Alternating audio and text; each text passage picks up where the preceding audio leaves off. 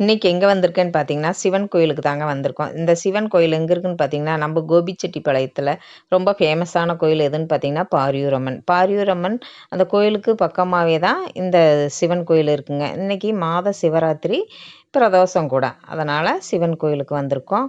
இந்த சிவன் கோயிலில் பிரதோஷ பூஜை எப்போ நடக்குன்னு பார்த்தீங்கன்னா, சாயந்தரம் 4 to 6 வரைக்கும் நடக்கும். அப்படியே வெளியே வந்தோம்னா அன்னதான கூடங்க. அதாவது அன்னதான மண்டபம். பாரியூர் அன்னதான மண்டபம். அப்படியே பாரியூர் கோயிலுக்கு போகலாங்க. பாரியூர் கோயில் 1 மணி ஆனால் சாத்திருவாங்க. மெயின் கேட்டு சாத்தியிருந்தது. சைடு கேட் இருக்குங்க. ஏன்னா உள்ளே போனவங்கள வெளியே வரணும்ல. அதுக்காக சைடு கேட்டு வழியாக உள்ளே போனோம். உள்ளே போய் சாமி கும்பிட்டோம். சாமி கும்பிட்டு அப்படியே கோயிலெல்லாம் சுற்றி வந்து இருக்கிற சாமியெல்லாம் கும்பிட்டு அன்னதான மண்டபத்துக்கு வந்தோம். நல்லா சூடாக சாப்பாடுங்க.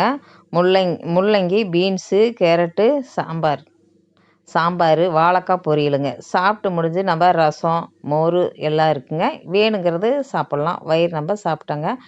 சாப்பாடு சூப்பராக இருந்ததுங்க.